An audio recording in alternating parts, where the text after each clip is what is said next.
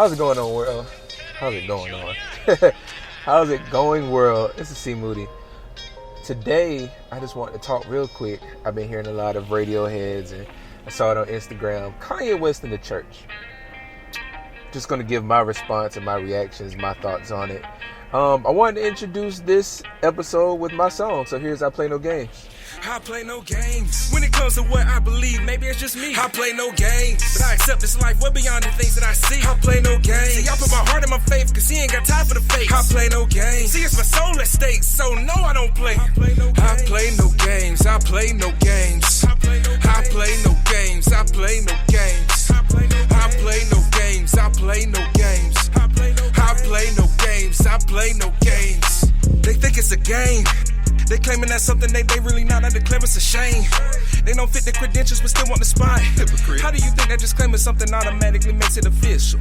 You ain't even focused, you ain't in no good light. How could you get the picture? But still you out here trying to make everybody believe you a Christian, but put you on mute and everyone sees that your actions don't match your description. You're supposed to be made a new creature, but instead you're just making excuses. So people won't judge our lives because we realize we can't face what the truth is. Now you living a lie. You openly praising the Lord, but your soul is disguised by the sin that you're constantly living in, cause you've been told that you're always forgiven.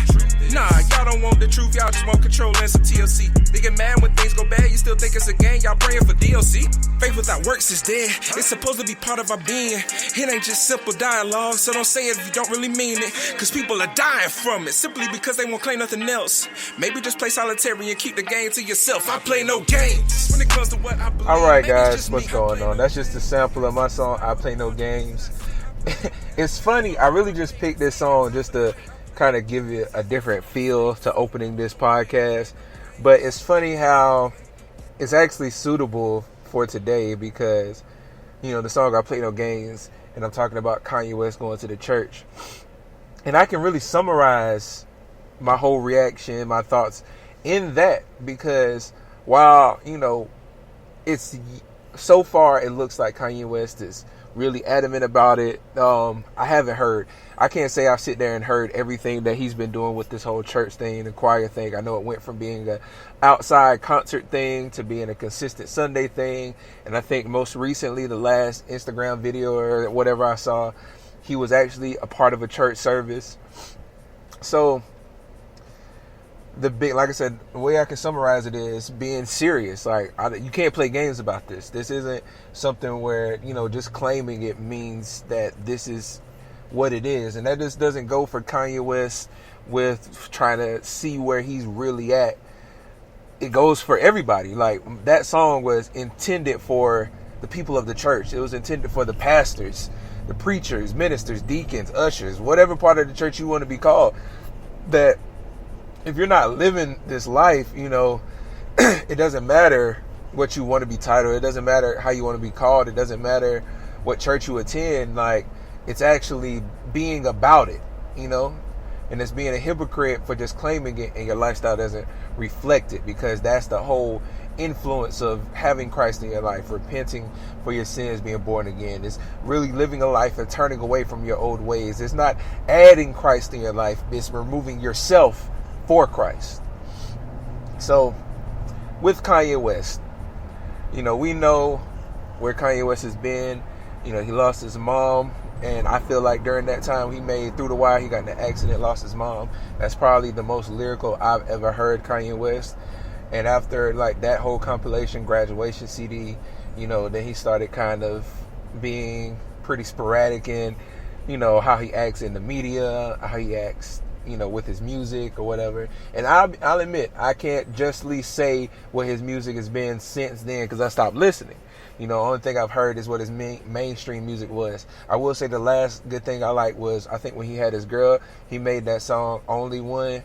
Hey, hey, you're my only one, just like the morning sun. It keeps on. I ain't even gonna lie, I haven't heard it in a while, but I remember I downloaded that song specifically because it was touching. And I mean, I might need to listen to it now, because now I think about it, me and my wife are expecting our first child. And I think he had a girl, and this is a girl for us too. So, awesome, you know. But that's not the point. Just in that high of, you know, we're having a child. God has been really good to us. So, but for Kanye, I can honestly say that I'm gonna compare him to another rapper who did this. Snoop Dogg recently had a gospel album. And while he had some, I know he had whatever the mainstream was. I didn't listen to the whole thing. His mainstream song was all right, and the song with Charlie Wilson and whoever else.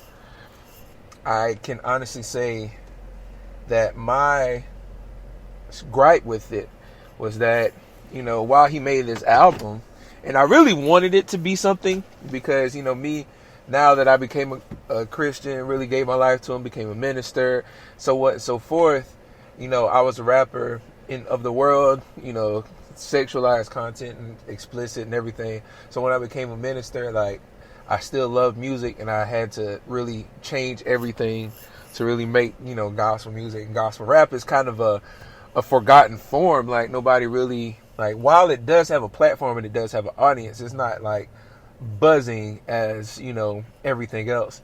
We've had surges of people like Lecrae. I don't really know all the people. I forgot, there's somebody before him. Something Lee, Trip Lee, Andy Benio. So those guys, Bizzle, E408, or something like that, EGK. And I hope that Snoop Dogg doing this would have been something that would have helped for us.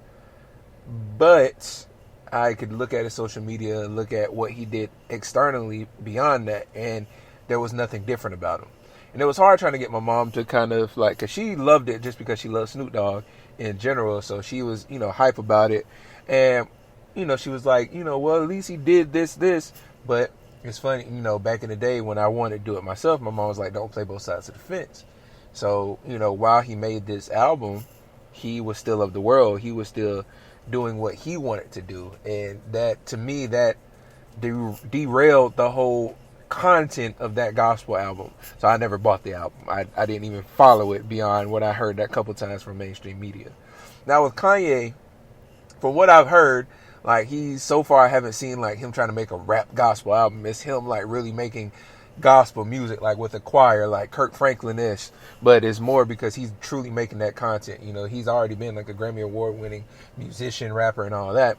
So for him doing this, it sounds more like traditional, or I guess contemporary gospel. I don't know what you would categorize it, but to me, what's yet to see is how his life changes. It's okay that he's making the music, whatever, but let's see how his life changes from it. Now, will I get his album? I don't know. I do like the little gospel, the choir music that I've heard so far, and I'm intrigued. I won't lie, I'm intrigued by it. But, however, there's yet to be determined on it. So, it's up for debate, and we'll find out. So, until then, let's see Moody. Till next time.